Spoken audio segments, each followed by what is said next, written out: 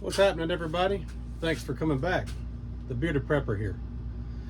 Well, in my recent video, you saw some of the expansions I've made with my preps, some critical pieces in a grid down situation for communication, also for being able to recharge those communication devices and other essential devices, whether you have rechargeable batteries or whatever the case may be. You need a way to recharge that. So, you know, there's one of the subscribers, USA Backcountry, thank you very much, made a comment, recommended we also think about solar flares and EMP. And as I said in the last video, I've never given a lot of credence to EMP because I thought it was a bit far-fetched. Maybe that was me being naive, because I would have never thought we would have had a Chinese spy balloon larger than a city bus hover right in EMP mode or EMP altitude right across the whole country. So if it did happen, would I be prepared? I've done a good bit of research.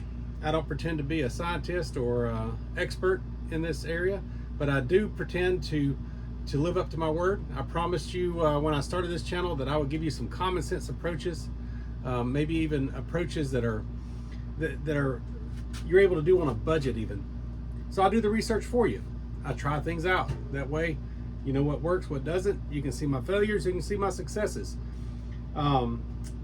As such, in protecting my essential equipment that I would have in a grid down situation, if there was an EMP from a nuclear detonation or whatever, I would want to protect it, because an electromagnetic pulse can fry a lot of smaller electronics like essential communication devices, chargers, things like that. Anything connected to an electrical circuit is going to be like being connected to an antenna.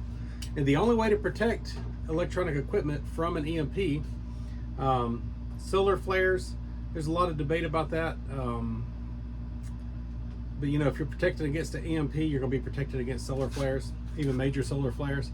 But building a Faraday cage is the only thing that will protect electronic equipment from an electromagnetic pulse. Now, there's multiple ways you can do it. You can buy some things online. You can buy some bags online. Most of them are just rip-offs from what I'm seeing. Looks kind of like a Mylar bag, but it's not. It's made out of different material. You can also buy some different materials, make your own cage. I saw one fella that actually is a doctor make his own with just a wooden box and multiple layers of heavy-duty aluminum foil and aluminum or foil tape that you can get. Most people use it for duct work, things like that, but you can buy that to help seal the cracks up in the aluminum foil such as that. But one of the easiest ways is just a good old metal trash can, if you know how to prepare it. I did not know how to prepare it. When I started this research, I thought you could just take this metal trash can, dump your electronics in it with a little bit of shielding to keep it off of the metal, and it'd be fine.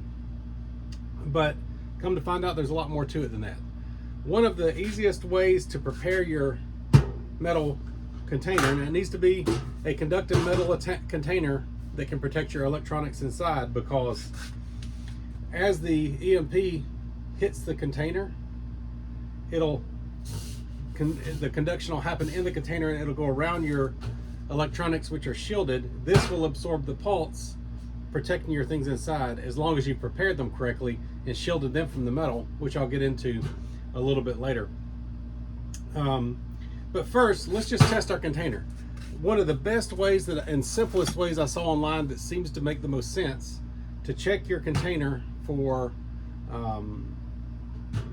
for a seal, to see if there's any cracks, because those pulses can get through in the cracks too. If you don't believe me, then go do your own research and watch some of the experiments online where they send a pulse in a metal trash can and it does get through the cracks. Even some of them where the handles attached have little holes and such as that. But if you can just take a light, bright light, put it inside your container, turn off all your light sources so that it's fairly dark, and then seal it up. And I don't see anything. What light you do see is coming off of the camera. I don't see anything shining through the handles, but look at that. Up under the lid, look at that giant crack all the way around. So if you were going to have your Faraday cage in this condition, those leaks would let all kind of frequency get in and probably fry whatever electronics you have inside. So there's a couple of ways you can do this. If you know you're not going to be opening this, you can take some aluminum tape, which I'll show you in a few minutes, and you can just tape it shut. Tape every place that has a crack. Just for overkill, even though I can't see light through the seams, I'll probably tape over those as well, just to make sure there's no cracks. Another way to do it is with good old-fashioned heavy-duty aluminum foil. If you're going to be in and out of it, maybe, which I may be, if we have a power situation or whatever, you can just take aluminum foil, fold it over multiple times, put multiple layers around the rim to fill in that crack. It has to be a material that is gonna be able to shield your equipment or whatever you have inside from the actual pulse. So let's give it a try. I'm going to I've got my radios fired up here. Make sure it's turned all the way up. Channel mode. All right, I'm gonna put it inside. I've got my other radio. Let's just see if we can hear the comm click.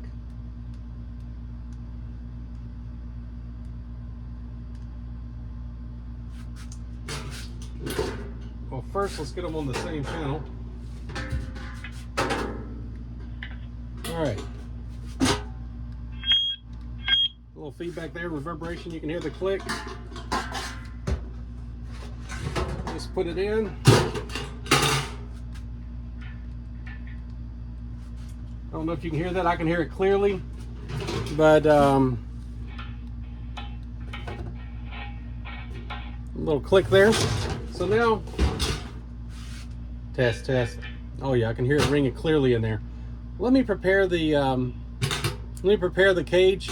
Let me seal it up. I'm going to try it with aluminum foil and just putting aluminum tape on the different seams and just see if it works. So stick with me. I'm going to seal it up and bring you back, and we'll see if it blocks the signal. Because the theory is, if it blocks the signal of the radio, it'll block any waves getting in, especially with a higher powered radio like this in this close proximity. Stick with me. All right, here we are back. Here's what I've done. I sealed up every seam, both seams, including, even though these handles are kind of, I guess, pressed on, they're not really a whole lot taped over that. Taped over the seams, taped around the bottom seam as well, so covered any possible crack.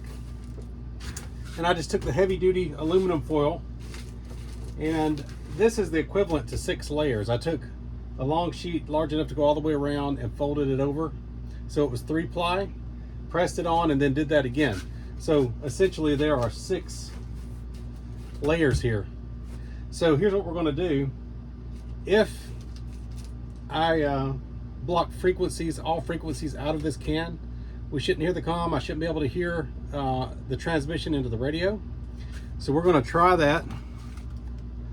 Channel mode. I've got it turned all the way up so you can hear. I'm going to put that inside.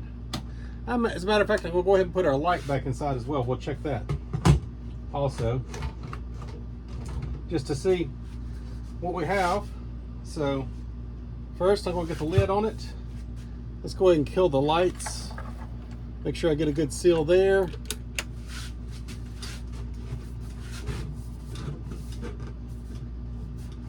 All right, there it is.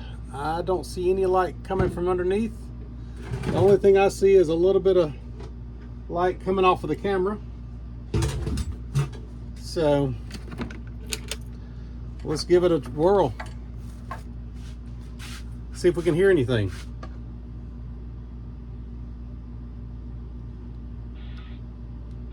Up a little bit. Let me check my seal again.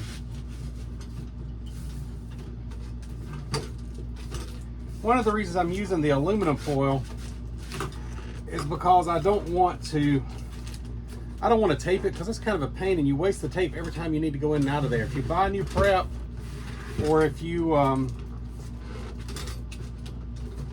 need to get to your equipment in here, then you're just going to have to retape it. It's going to be ruined otherwise. So, all right, there it is. Let's give it a try again.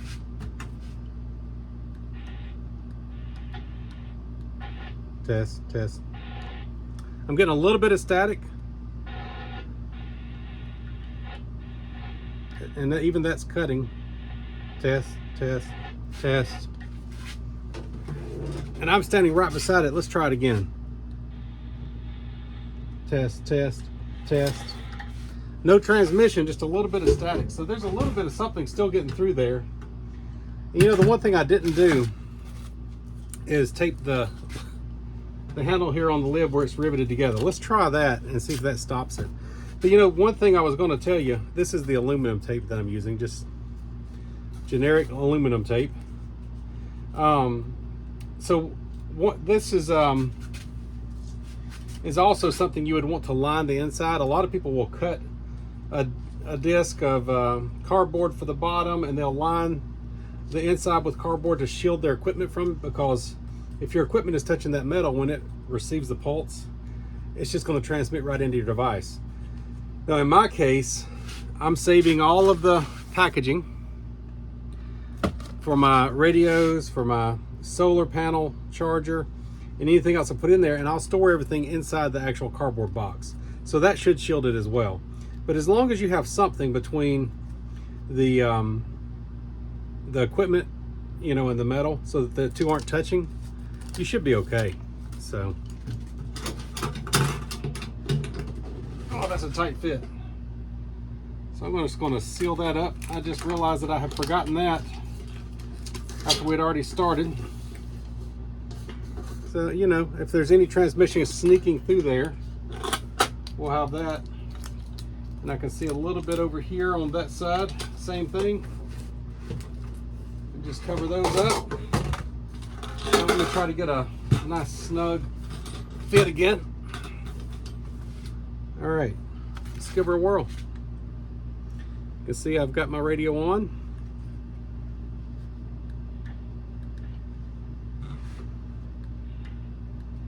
Test, test, test. I hear just maybe a little static. Test, test, test. Every now and again I'll hear a crackle, but I don't really hear anything like I did before. Let me bring it closer to you so maybe you can hear it too.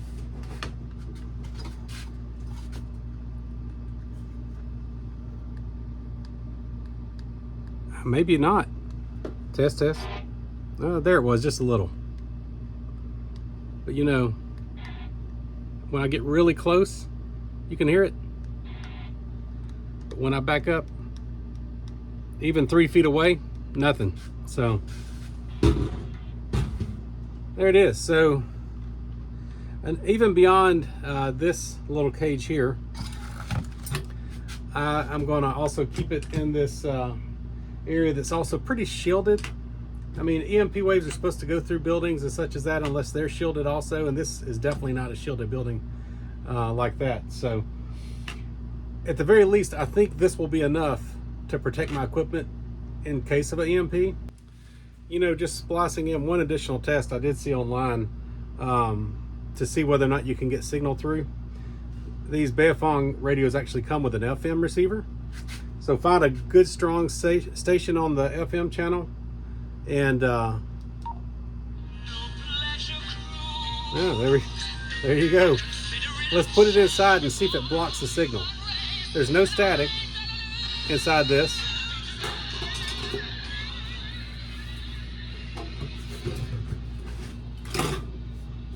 All right, I don't know if you can hear that, but that's nothing but static.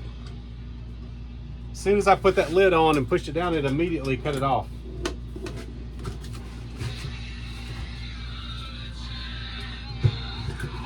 Well, there you have it.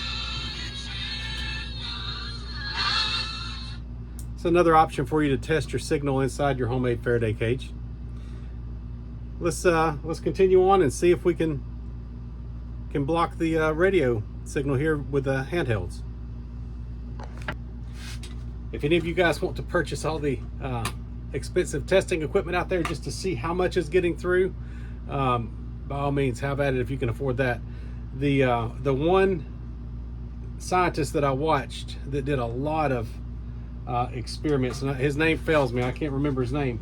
He actually does have the equipment, and he did this exact experiment, and he showed the difference between putting the aluminum tape around the lid and using the aluminum foil, and the difference was minuscule, what was getting through. But he did show that with the aluminum foil taping the seams, there's a slight amount of transmission that'll get through, but nowhere near the level to damage electronics. So this should protect my equipment as long as I keep it inside of the cardboard boxes, and and don't have anything touching. Or like I said, you can line the inside of your can with cardboard on the bottom and the sides to make sure nothing's touching, and just stack your equipment in there. And this is one of the smaller trash cans. If you get the big 50-gallon, you can fit solar generators, you can fit all kind of stuff down in there. Just make sure you seal the seams up, do the light test, maybe do a transmission test, and see if you can get a consistent signal through it. If you're getting a very faint signal, this close right up against it, you should be protected. And like I said, when I backed up 3 feet, I got nothing. So there you have it. It's a homemade Faraday cage to protect my equipment in case one of our enemies does decide to set off a nuclear EMP and try to set us back. At least I'll have the ability to charge devices and have some basic communication devices protected in the cage. So until next time, seek the wisdom of our Lord and Savior. God bless. I'm the Bearded Prepper, signing off.